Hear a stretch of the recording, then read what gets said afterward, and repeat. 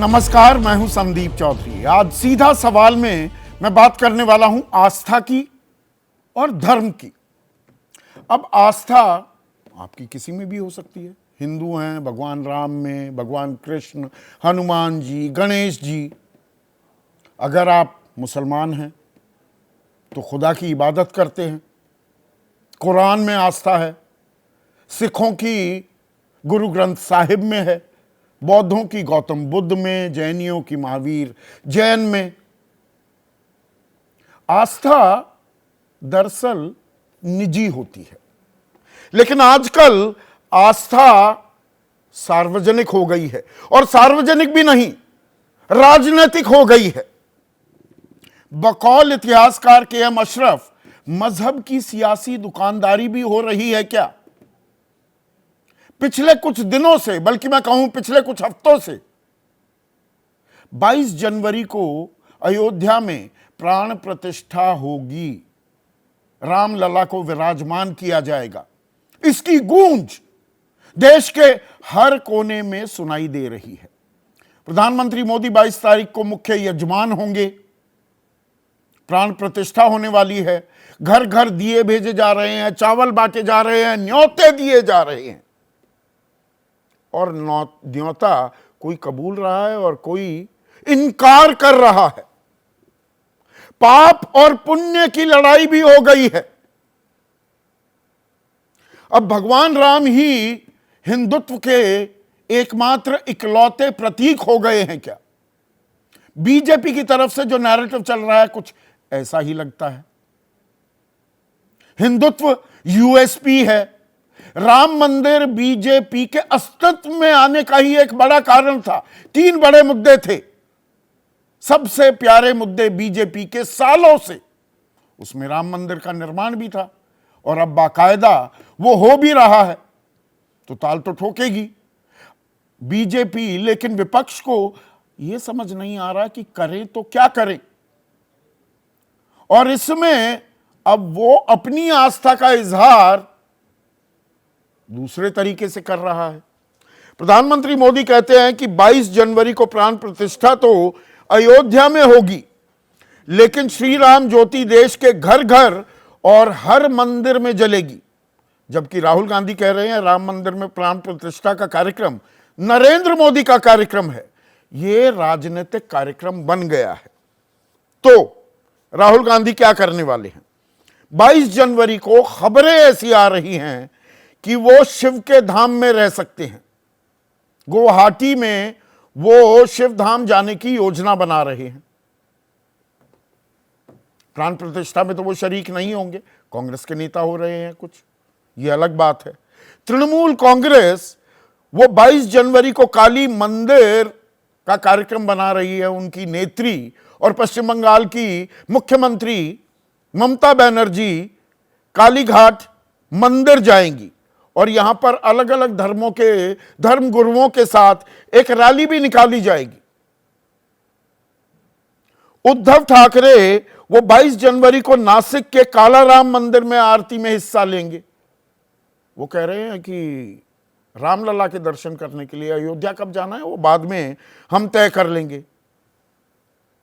अरविंद केजरीवाल और उनकी पार्टी आम आदमी पार्टी, जो 70 विधानसभा क्षेत्र हैं दिल्ली के, वहां पर सुंदरकांड पाठ करा रही है। कल वो पहुंचे भी, हनुमान चालीसा भी जपा गया। तो सबके अपने अपने भगवान। आस्था है, घर में पूजा कीजिए।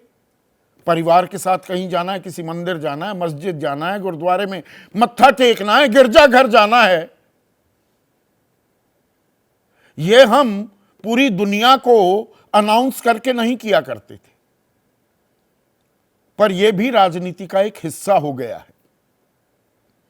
और राम मंदिर क्या एक ऐसा बड़ा मुद्दा खड़ा कर दिया है बीजेपी ने 2024 के लोकसभा चुनाव से पहले कि उससे वोट हासिल भी करने की भरपूर कोशिश की जाएगी, और विपक्ष को एक आईना भी दिखाया जाएगा, या विपक्ष की तथाकथित छद्म धर्मनिरपेक्षता पर वो सवाल उठाते भी दिखेंगे। और इस लड़ाई में किसका होगा कल्याण, भगवान राम किसके साथ होंगे, यह देखने वाली बात है।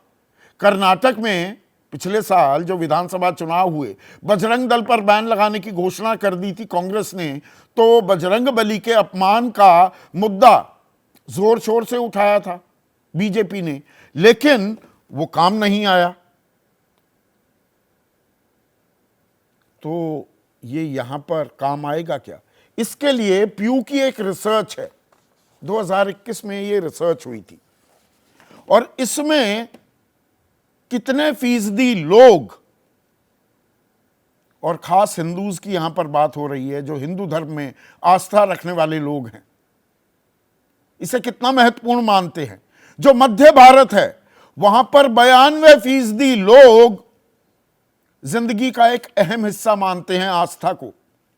उत्तर भारत में यह आंकड़ा 86% है, पूर्वी भारत में 87%, वहां हिंदुओं की तादाद बड़ी कम है। पूर्वोत्तर की बात मैं कर रहा था, 85%, पूर्वी भारत में तो बहुत हिंदू हैं, और दक्षिण भारत में यह आंकड़ा महज 68% पर आकर अटक जाता है। और 3-4 दलों की तो मैंने बात की, कुछ नेताओं की खास बात कर देता हूं। शरद पवार कहते हैं कि 22 जनवरी के बाद जाऊंगा। अखिलेश यादव कहते हैं प्राण प्रतिष्ठा के बाद हम दर्शन करेंगे। लालू प्रसाद यादव तो सीधा कह रहे हैं मैं नहीं जाऊंगा। यही बात सोनिया गांधी, मल्लिकार्जुन खड़गे, राहुल गांधी कह रहे हैं। अधीर रंजन तो कह रहे हैं आधे अधूरे मंदिर का उद्घाटन हो रहा है, प्राण प्रतिष्ठा की ही नहीं जा सकती। जिसकी प्रतिष्ठा मुकम्मल ना हुई हो, पूरी ना हुई हो, प्राण कैसे फूके जा सकते हैं? इसको लेकर एक विवाद भी चल पड़ा है।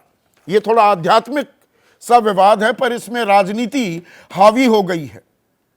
जो वेद हैं हमारे, इनके संरक्षक 4 शंकराचार्यों को माना जाता है, और इनमें से अभी मुक्तेश्वरानंद सरस्वती जो शंकराचार्य हैं ज्योतिर्मठ के, वो कहते हैं जिस शास्त्र से हमने राम को जाना, उसी शास्त्र से हम प्राण प्रतिष्ठा भी जानते हैं, इसलिए कोई शंकराचार्य नहीं जा रहा। उसमें वैसे थोड़ी कंफ्यूजन है, पहले चारों ने कहा कि हम नहीं जा रहे हैं। उधर निश्चलानंद स्वामी जो शंकराचार्य हैं गोवर्धन मठ के, वो कहते हैं कि प्रतिष्ठा शास्त्रों के हिसाब से नहीं हो रही, इसीलिए मेरा उसमें जाना उचित नहीं है। जबकि भारती तीर्थ महाराज शंकराचार्य हैं श्रृंगेरी मठ के, वो कहते हैं कि एक तस्वीर के साथ संदेश भेजा जा रहा है, जिससे ये महसूस होता है कि श्रृंगेरी शंकराचार्य प्राण प्रतिष्ठा का विरोध कर रहे हैं, लेकिन ऐसा कोई संदेश नहीं दिया गया। यह गलत प्रचार है। तो वो थोड़ी कन्नी काट रहे हैं, पर जाने की बात वो भी नहीं कर रहे। और सदानंद महाराज शारदा मठ के शंकराचार्य हैं, वो कहते हैं कि राम मंदिर के लिए हमारे गुरुदेव ने कई कोशिश की थी, 500 साल बाद ये विवाद खत्म हुआ। हम चाहते हैं कि प्राण प्रतिष्ठा समारोह वेद शास्त्र धर्म की मर्यादा का पालन करते हुए हो। बहुत से धर्म गुरु ये कह रहे हैं कि रामनवमी ज्यादा मुकम्मल होता वक्त, पर रामनवमी के वक्त तो चुनाव हो रहे होते। पर जहां आस्था हावी हो जाती है, क्या ये सवाल भी बेईमानी हो जाते हैं। और आस्था क्या वोटों में तब्दील होगी, और किसकी आस्था किस पर हावी होगी? यहां भगवानों में भी कंपेटिटिव पॉलिटिक्स होती दिखेगी क्या? भगवानों को भी हमने राजनीति के दंगल में, राजनीति के मैदान में खींच लिया है क्या? यह भी एक तस्वीर सामने आ रही है, और इसीलिए आज इस पर मैं चर्चा करने वाला हूं। तो आज का सीधा सवाल, हे राम, हर दल के कितने भगवान? अपने भगवान बल्कि मैं कहूं, और राम करेंगे किसका कल्याण? चर्चा में मेरे साथ आज राजनीतिक दलों के नुमाइंदों को नहीं बुलाया। हर कोई ये बताने में होड़ सी लगाता दिखेगा कि मैं कितना पुण्य करने वाला आदमी हूं, मैं कितना बड़ा भक्त हूं, कितनी तगड़ी मेरी आस्था है, और दूसरा पापी। तो पुण्य और पाप के इस खेल में मैं फंसना नहीं चाहता। पर धर्म और आस्था जो राजनीति में एंट्री कर रही है, पहले भी किया है, ऐसा नहीं पहली बार हुआ है, इसके राजनीतिक मायने क्या होंगे, नफे नुकसान का आकलन किस तरह से करेंगे, इसीलिए देश के वरिष्ठ पत्रकारों को मैंने न्योता दिया है। स्टूडियो में 3 मौजूद हैं। अभय दुबे, जाने माने राजनीतिक विश्लेषक, विनोद अग्निहोत्री, वरिष्ठ पत्रकार हैं, विजय त्रिवेदी, किसी परिचय के मोहताज नहीं, बद्री नारायण, जाने माने समाजशास्त्री हैं, और आज इन्हें खास न्योता इसलिए दिया क्योंकि नवंबर में ही, आज से लगभग 3 महीने पहले, इन्होंने इंडियन एक्सप्रेस में एक लेख लिखा था और उसमें यह इशारा किया था इस तरह कि कंपेटिटिव पॉलिटिक्स होगी धर्म को लेकर। देश के सबसे बड़े चुनावी विश्लेषकों में से एक संजय कुमार मेरे साथ हैं, और आशुतोष वरिष्ठ पत्रकार हैं, सत्यहिंदी.com नाम का डिजिटल प्लेटफॉर्म भी चलाते हैं। तो विनोद अग्निहोत्री, हे राम, हर दल के अपने भगवान, यह है राजनीति का नया नाम। देखिए संदीप जी, ये भारत जो है धर्म प्राण देश है, आस्था का देश है, और यहाँ कहते हैं ना, आप हर गली में आपको एक मंदिर मिल जाएगा, हर गली में एक नए देवता मिल जाएंगे, हर समाज के अपने देवता हैं, अपने इष्ट हैं, अपने आराध्य हैं। तो इसीलिए 33 करोड़ देवताओं की जब बात होती है तो उसमें सब आ जाते हैं। अब ये राजनीति का विषय है, 33 करोड़ नहीं बल्कि 33 कोटि। 33 कोटि। अब उसको असल में उसका व्याख्या कुछ नहीं, ये मुझे भी एक ने करेक्ट किया था। हाँ, अब बचपन से तो हम लोग 33 करोड़ सुनते आए हैं, पर वो कोटि है दरअसल। अब क्योंकि विद्वता ज्यादा बढ़ गई है तो उसकी व्याख्या ये हो गई 33 तरह के। अब वो 33 को गिनाए ना बैठ करके मुझे कि कौन कोटि की है, तो ये एक बहस। लेकिन बचपन से हम लोग 33 करोड़ ही सुनते आए हैं। और जिस तरह से देश में देवताओं की, इष्टों की और सबकी संख्या है, उस समय 33 करोड़ मुझे ज्यादा सही लगता है। हर गली में, हर पेड़ के नीचे एक देवता जो है विराजे हुए हैं। आप पर यहाँ तो अपने अपने भगवान के जरिए राजनीतिक प्रचार प्रसार भी हो रहा है, ये है ना, या मैं गलत पढ़ रहा हूं? नहीं, बिल्कुल हो रहा है। देखिए, अब अगर आज की बहस को लें तो मोदी जी प्राण प्रतिष्ठा कर रहे हैं अयोध्या में, तो भारतीय जनता पार्टी ने राम को अपना बना लिया बहुत सालों से, 1988 से। मैं तो कहता हूँ ना, पालनपुर अधिवेशन के बाद से 88 में वो हुई थी अधिवेशन, और उसके बाद अडवाणी की यात्रा निकली था, 88-89 वो समय ना होगा। उसके बाद से लगातार राम तो उसके एजेंडे में है ही, और उसको लेकर के हम हरिओम पवार की एक बड़ी मशहूर कविता है कि देश हुआ नीलाम चुनावी मंडी में, गली गली में राम टंगे हैं झंडी में, उसमें उन्होंने लिखा था जब अयोध्या जब अडवाणी जी की रथ यात्रा चल रही थी। तो कुल मिलाकर राम को लेकर के भारतीय जनता पार्टी ने एक तरह से कॉपीराइट बना लिया। अब राहुल गांधी शिवधाम में रहेंगे, क्योंकि राहुल गांधी अपने को शिव भक्त के रूप में दिखाते हैं। वो कैलाश मानसरोवर हुआ है, वो केदारनाथ हुआ है, अभी चुनाव के बीच में भी केदारनाथ गए थे, छत्तीसगढ़ के और मध्य प्रदेश में चुनाव हो रहे थे। ममता जी चूंकि बंगाल की राजनीति अपनी पिच पर लाकर खेलने को मजबूर कर दिया बीजेपी ने विपक्ष को। नहीं, सब अपनी अपनी पिच बना रहे हैं, या अपनी अपनी पिच बना रहे हैं, अपनी पिच, या पिच उनकी है। अब वो जैसे क्रिकेट में भी होता है ना, 6 पिचें होती हैं, फिर वो तय किया जाता है आज का मैच इस पिच पर होगा, ये तय हो रहा है। ममता जी का टेस्टेड फार्मूला है। विधानसभा चुनाव में भारतीय जनता पार्टी राम को ले गई थी बंगाल, लेकिन ममता जी ने उसके जवाब में चंडी पाठ शुरू कर दिया। और चूंकि बंगाल में देवी की पूजा सबसे ज्यादा होती है, तो देवी को उन्होंने अपनी पिच बना लिया। अभी 22 तारीख को भी वो देवी के मंदिर में जाएंगी, उसके बाद रैली करेंगी, और राहुल गांधी शिवधाम में रहेंगे। 3 बार से मुख्यमंत्री हैं वो, 3 बार से मुख्यमंत्री हैं। तो सब अपने अपने हिसाब से अपने अपने भगवान, अपने अपने इष्ट, अपनी जनता को संबोधित कर रहे हैं कि भाई शिव चूंकि ऐसे देवता है जो उत्तर से लेकर दक्षिण तक, पूर्व से लेकर पश्चिम तक हर जगह उनकी मान्यता और पूजा है, तो इसलिए वो राहुल गांधी उनको अपनाए हुए हैं। पर ये देखिए, मैंने पूरी फेहरिस्त गिनवा दी। राहुल गांधी शिवधाम में जाएंगे, गुवाहाटी में, नासिक में मौजूद होंगे, उद्धव ठाकरे, हाँ, क्योंकि राम शिवसेना जुड़ी रही ना, काली घाट मंदिर में जाएंगी ममता। पर लोग किसे ज्यादा देख रहे हैं, या मीडिया? मैं यहां पर अपनी जिम्मेदारी से पीछे नहीं हटूंगा, मीडिया किसे दिखा रहा है? ज्यादा ट्रैक्शन किस बात की हो रही है? ज्यादा ट्रैक्शन तो अयोध्या पे होगा, और वो इसलिए भी होगा कि उसका एक महत्व दूसरे तरह का राजनीतिक महत्व भी है और ऐतिहासिक महत्व। ये गूंज अप्रैल मई तक भी सुनाई देगी।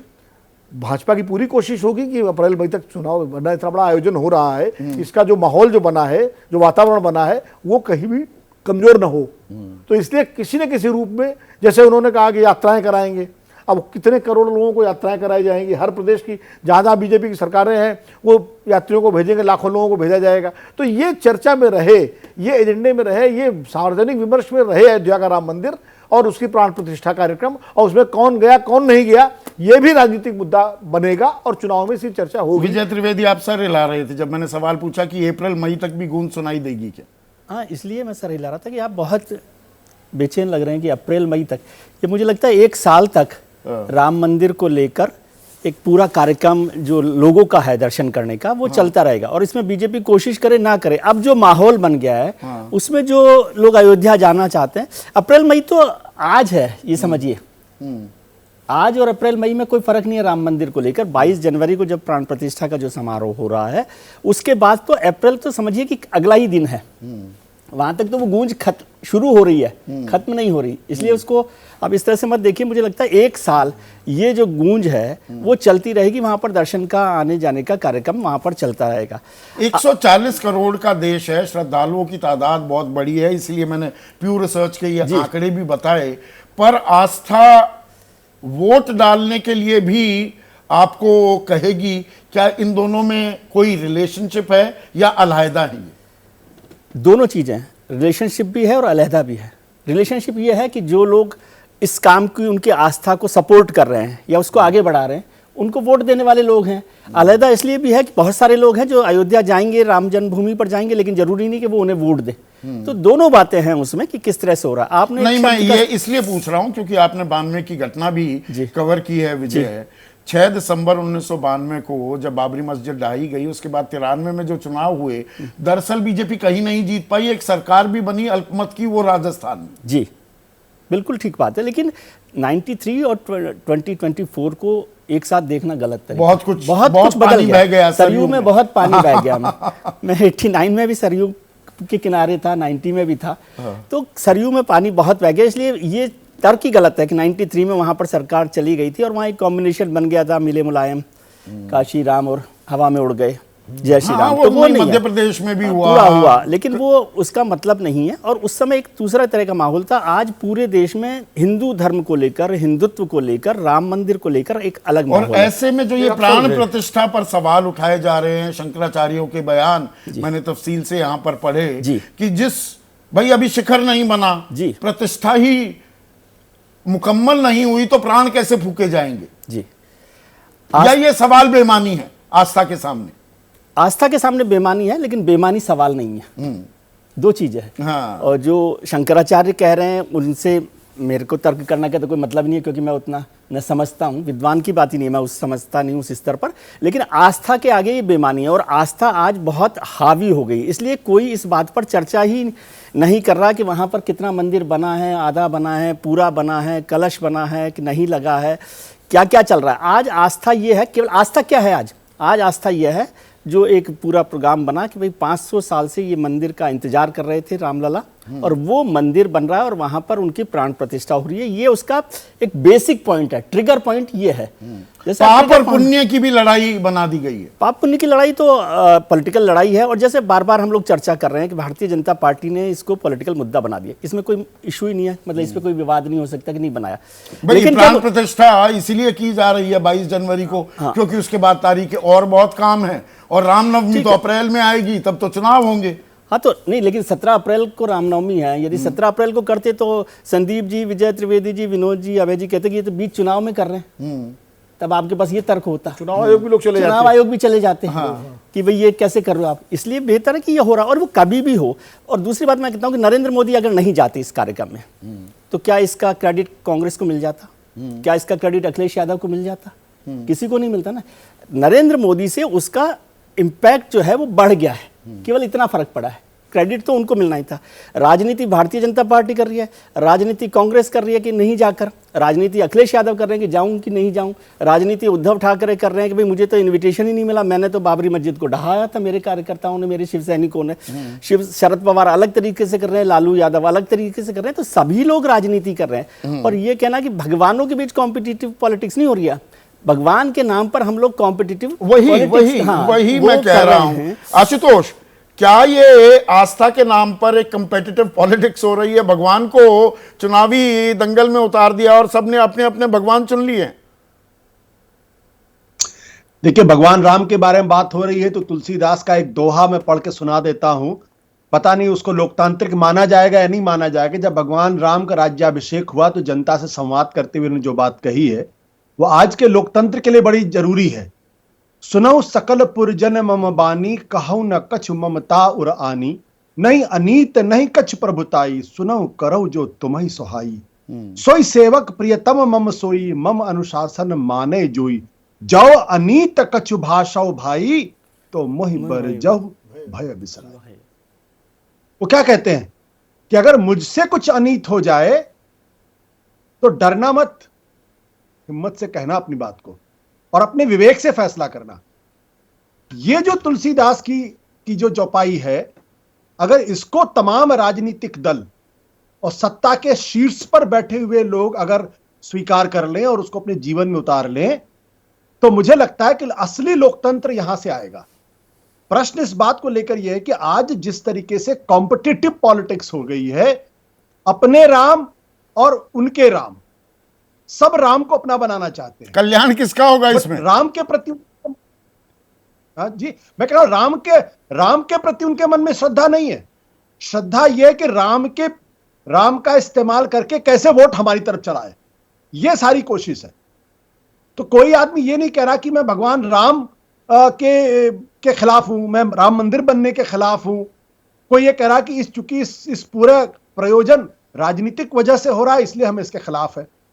अब राहुल गांधी पहुंच रहे हैं शिवधाम। नहीं मैं एक मिनट रोकूंगा आशुतोष। ठीक है, आपको लगता है ये राजनीतिक कार्यक्रम है, आप नहीं जाना चाहते, पर आस्था में अपनी आस्था दिखाने के लिए कोई शिवधाम जा रहा है, कोई काली मंदिर जा रहा है, काली घाट जा रहा है, काली घाट मंदिर जा रहा है, कोई नासिक के काला राम मंदिर जा रहा है, तो आस्था तो दिखा रहा है ना। लड़ाई आस्था पर आ गई क्या 24 की? देखिए संदीप, एक बात बहुत स्पष्ट है कि जिस भी जगह पे, जिस भी वक्त में धर्म आधारित राजनीति हुई है, उससे देश का भला कभी नहीं हुआ है। और मैं ये बात पूरी मजबूती के साथ कहना आज ये बात कहना मुझे लगता है कि थोड़ा सा कटु भी है और लोगों को लगेगा कि ये इल टाइम्ड भी है। बट अगर आज ये बात नहीं कही जाएगी तो शायद कब कही जाएगी। जिस तरीके से धर्म का इस्तेमाल किया जा रहा है, जिस तरीके से धर्म को देश की राजनीति के केंद्र में स्थापित करने की कोशिश की जा रही है और कोई भी व्यक्ति इसके खिलाफ बोलने की हिम्मत नहीं कर पा रहा है, यह सबसे खतरनाक बात है। तो इसके लिए अकेले बीजेपी, एक मिनट आशुतोष, इसमें अकेले बीजेपी को ही जिम्मेदार क्यों माना जाए? आपके पुराने सहयोगी रहे अरविंद केजरीवाल, वो सुंदरकांड पाठ करा रहे हैं 70 की 70 विधानसभा क्षेत्रों में। हनुमान चालीसा का पाठ तो वो पहले भी किया। देश का भला नहीं होता, आपने कहा, राजनीतिक भला तो होता दिखता है ना। क्या ये भी एक सच्चाई है? देखिए, भारतीय जनता पार्टी और आरएसएस को इसलिए दोष देना पड़ेगा क्योंकि धर्म को राजनीति के केंद्र में और उसका इस्तेमाल करके वोट की फसल काटने का काम शुरुआत भारतीय जनता पार्टी ने की है। हालांकि यह भी सच, उन्होंने कभी इस बात को छुपाया नहीं है। लेकिन गहन चिंता का प्रश्न इसी बात को लेकर यह है कि जब हिंदुस्तान का संविधान बन रहा था तो उसमें जो देश के उस वक्त के सबसे जाजल्यमान जो लोग थे, उन्होंने क्यों यह तय किया कि धर्म और राजनीति का घालमेल नहीं होना चाहिए? क्यों उन्होंने तय किया कि देश का संविधान जो है वो धर्मनिरपेक्ष होना चाहिए? क्यों उन्होंने ये तय कि जब पंडित जवाहरलाल नेहरू ने क्यों ये बात डॉक्टर राजेंद्र प्रसाद से कही थी कि आपको नहीं जाना चाहिए? कुछ तो सोचा होगा उन लोगों ने। आज हम उसको महिमा मंडित करने का सवाल खड़ा कर रहे हैं। सवाल आस्था का नहीं है, सवाल आस्था के व्यापार का है। आस्था का व्यापार आप ये कह रहे हैं बद्रीनारायण, आस्था का व्यापार हो रहा है क्या ये? और आपने, इसीलिए मैंने इंडियन एक्सप्रेस में आपका जो आर्टिकल था नवंबर का, उसका जिक्र किया है। आपको ये पूर्वानुमान कैसे हो गया था कि ये इस तरह की लड़ाई भी हो जाएगी आपस में? देखिए संदीप जी, पहले तो मैं इस बात के लिए धन्यवाद देता हूं कि आपने उस आर्टिकल को याद किया। एक्चुअली हम लोग सोशल साइंटिस्ट हैं और पॉलिटिकल एंथ्रोपोलॉजिस्ट हैं, तो हम लोग अपने अध्ययनों से एक कहते हैं ना इसको इंट्यूटिव, एक स्टडी से आप में एक इंट्यूटिव वो भी विकसित हो जाता है, तो आगे प्रोसेसेस क्या होंगी वो आप अनुमान कर पाते हैं। तो हम लोगों को लग रहा था कि ये, और ये होलिस्टिक प्रोसेस है, एक्चुअली ये अलग से नहीं हो रहा है, ये एक प्रोसेस का हिस्सा है। कैसे? देखिए, एक तो ये है कि सबके अपने अपने राम है, एक नोशन तो ये है। दूसरा नोशन ये है कि सबके अपने अपने नायक जैसे होते हैं वैसे ही अपना भगवान हो। राम पर कैपिटलाइज किसी और पार्टी ने कर लिया है, तो आप क्या करेंगे, आपको कहीं और जाना है जहां जाके आप कैपिटलाइज करें, तो किसी रेशियो पे कर रहे हैं, कोई अनुमान पे कर रहे हैं। तो एक तरह से आपकी एकदम बात सही है कि सबके जैसे नायक होते हैं पॉलिटिकल पार्टीज के, अपने आइकॉन्स होते हैं, वैसे वो भगवान को भी आइकॉन में बदल देना चाहते हैं। दूसरी बात ये है कि ये जो कर रहे हैं, इसमें आपने सही कहा कि ये कंपल्सन है बीजेपी द्वारा बनाई गई एक राजनीतिक सर्कल का, जिसमें ये है कि आप जो है उनके ही मैदान में जाके मैच खेलने के लिए बाध्य है, और ये आपको करना पड़ेगा। मजबूर कर दिया विपक्ष को बीजेपी ने अपनी बोली बोलने के लिए। बिल्कुल बिल्कुल, कि साबित कीजिए कौन बड़ा हिंदू, लड़ाई ये हो रही है कौन बड़ा हिंदू। बिल्कुल, और बीजेपी के और क्योंकि हिंदू धर्म में भगवान राम मर्यादा पुरुषोत्तम है वो बेशक, लेकिन वो इकलौते भगवान नहीं है। अलग अलग हिंदू अलग अलग भगवानों को मानते हैं। बिल्कुल, एक बात और है इसमें संदीप जी की, जो इसमें प्रॉब्लम ये है कि बीजेपी के राजनीतिक संस्कृति का धर्म हिस्सा रहा है, तो उनको एक इसके अराउंड एक तरह से ट्रस्ट वैल्यू मिल चुका है। इन पार्टियों की तो सेकुलर पॉलिटिक्स की बात करती हैं, आज ये किसी भगवान को लेके खड़ा करना चाहती हैं। क्लेम तो संविधान हमारा कहता है कि हम एक धर्मनिरपेक्ष देश हैं।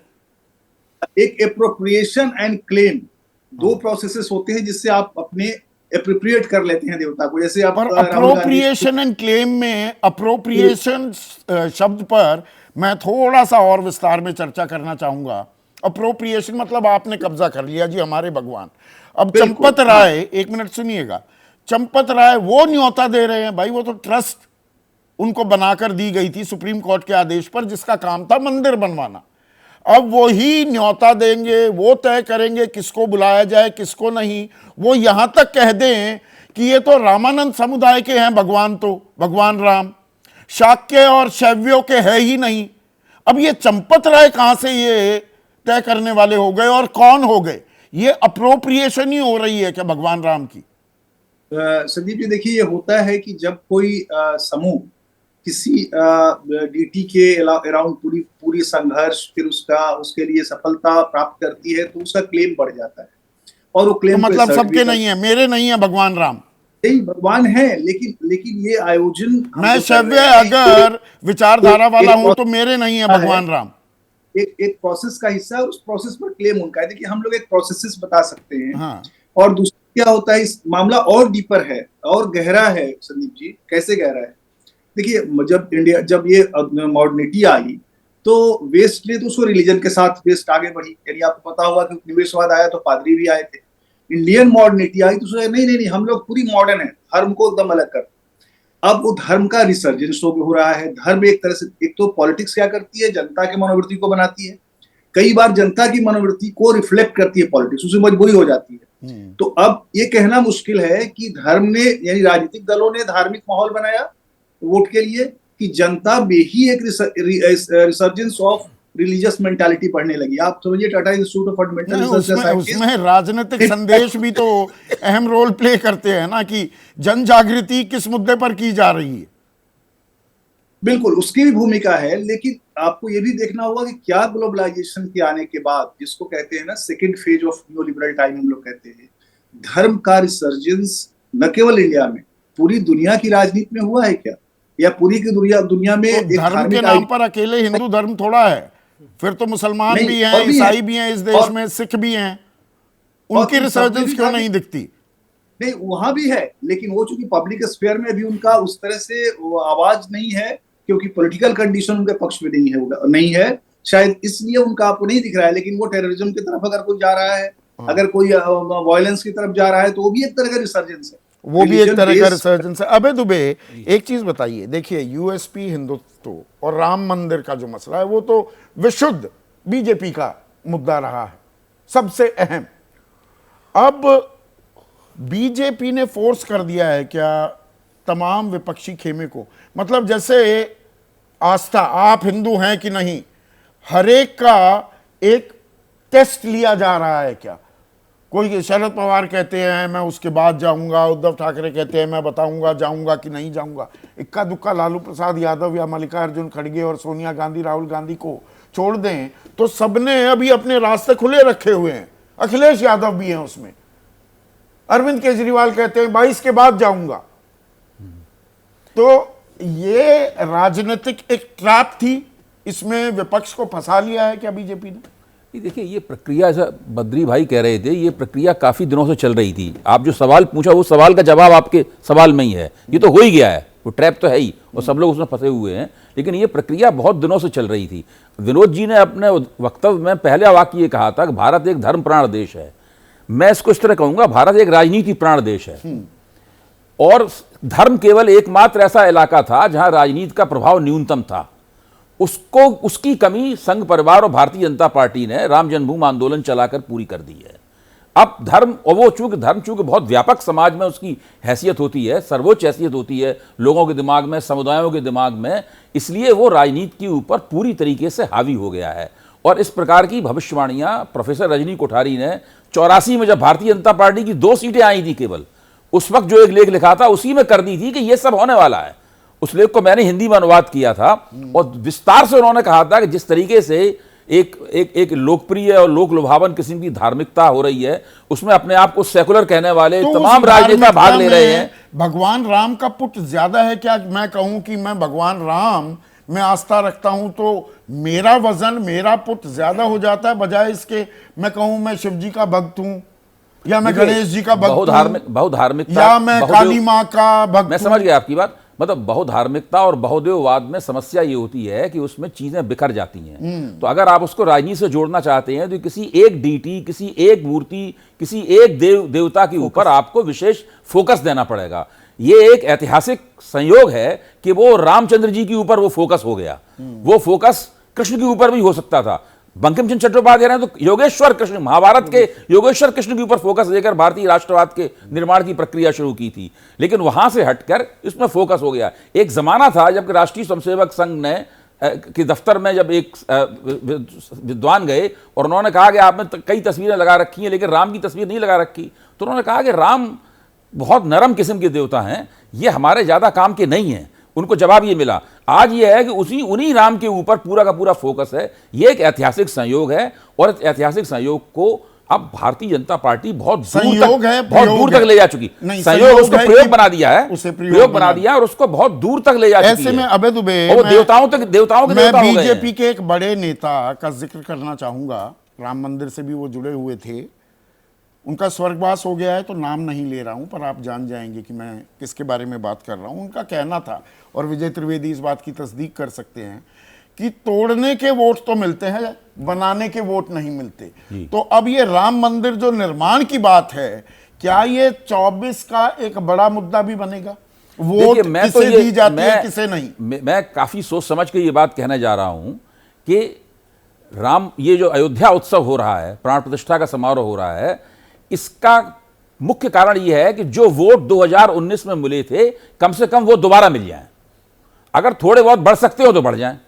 भारतीय जनता पार्टी के राष्ट्रवाद की जगह, पुलवामा की जगह आप कह रहे हैं धर्म का पुट। जो काम बालाकोट स्ट्राइक ने किया था पिछली बार, वो इस बार भारतीय जनता पार्टी वाले चाहते हैं कि अयोध्या उत्सव और प्राण प्रतिष्ठा समारोह से वो काम हो। देखिए, इस अयोध्या उत्सव का पंजाब पर असर नहीं पड़ेगा, भाजपा के वहां वोट नहीं बढ़ेंगे। दक्षिण भारत पे असर नहीं पड़ेगा, वहां भाजपा के वोट नहीं पड़ेंगे। उत्तर पूर्व पर बहुत छोटे हिस्से में असर पड़ेगा, वहां भाजपा के वोट नहीं बढ़ेंगे। उनका जो कैचमेंट एरिया था, जहां 91% जो गुजरात भी है उसके अंदर, वो हिंदी पट्टी में नहीं आता है। हाँ, महाराष्ट्र भी है, लेकिन अब दिक्कत की बात क्या है कि जो 91% स्ट्राइक वाला एरिया था, 190 सीटें जहां बीजेपी कांग्रेस के बीच सीधी उस एरिया में 2019 की तरह सारे वोट मिल जाएं। कोशिश केवल इस बात की है, यही उनका राजनीतिक प्रोजेक्ट है। इसी के लिए ये पूरा का पूरा अयोध्या उत्सव नामक प्रपंच रचा गया है, बहुत खूबी के साथ, बहुत होशियारी के साथ, बहुत संसाधन लगाकर। जवाब आपको कितना असरदार लगा? बहुत कमजोर है। विपक्ष ने बहुत देरी की। शंकराचार्य विपक्ष से ज्यादा बेहतर साबित हुए इसमें। वो अपने धार्मिक मुकाम पर खड़े होकर उन्होंने कहा, जो आप दिखाई रहे थे, जिस शास्त्र के जरिए हमने राम को जाना है, उसी शास्त्र के जरिए हम के कारण हम इस समारोह में नहीं जा रहे हैं। विपक्ष को सारी बातें, जो बातें मैं कह रहा हूं कि ये एक राजनीतिक कार्यक्रम है, एक राजनीतिक परियोजना है, विपक्ष को ये बात पहले से पता थी, लेकिन वो इंतजार करते रहे। उन्होंने पहले कोई विचार विमर्श नहीं किया, कोई योजना नहीं बनाई, कोई नीति नहीं बनाई, और भारतीय जनता पार्टी ने अपने फंदे में फंसा लिया। भाजपा शंकराचार्यों को नहीं फंसा पाई। देखिए, शंकराचार्यों का वक्तव्य स्पष्ट करता है कि यह कार्यक्रम का सनातन धर्म से कोई ताल्लुक नहीं है। शंकराचार्य सनातन धर्म के सबसे बड़े प्रतिनिधि हैं। वो जब इस कार्यक्रम में नहीं आ रहे हैं, सनातन धर्म से कोई ताल्लुक होता तो राम जन्मभूमि आंदोलन का शंकराचार्यों से पूछ के किया था। क्या बाबरी मस्जिद शंकराचार्यों से पूछ के तोड़ी थी? इसमें शंकराचार्यों की कोई भूमिका नहीं है इस पूरे कार्यक्रमों में, ना पहले थी और ना अब है। पर ये आम जनता तक ये संदेश जो जा रहा है संजय, ये धर्म, और धर्म देखिए रहा है, ऐसा नहीं है कि धर्म की एंट्री यकायक पहली बार हो रही है इस 18वें लोकसभा चुनाव में, पर धर्म की इस तरह की एंट्री और कंपेटिटिव पॉलिटिक्स जो हो रही है, इसका क्या ये बड़ा मुद्दा बनेगा? बनता है धर्म, वोटों का दिया जाना, उस पर कितना असर होता है धर्म का?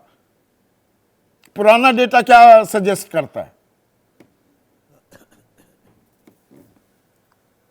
देखिए संदीप, अगर मैं 2009, 2014 और 2019 के लोकसभा चुनाव को देखूं और उसमें जो हम लोगों ने आंकड़े इकट्ठा किए, उसका विश्लेषण किया, बहुत सीधा सीधा संबंध दिखाई पड़ता है। जो मतदाता ज़्यादा धार्मिक है उनका वोट ज़्यादा बीजेपी की तरफ गया। अगर मैं एक उदाहरण लूँ, जो लोग पूजा पाठ या रोज़ करते हैं, लगभग रोज़, या मंदिर रोज़ जाते हैं, बहुत रेगुलरली जाते हैं, और वैसे मतदाता जो मंदिर रोज नहीं जाते, कभी कभार जाते हैं, दोनों में बीजेपी के लिए वोट देने में कितना फर्क है?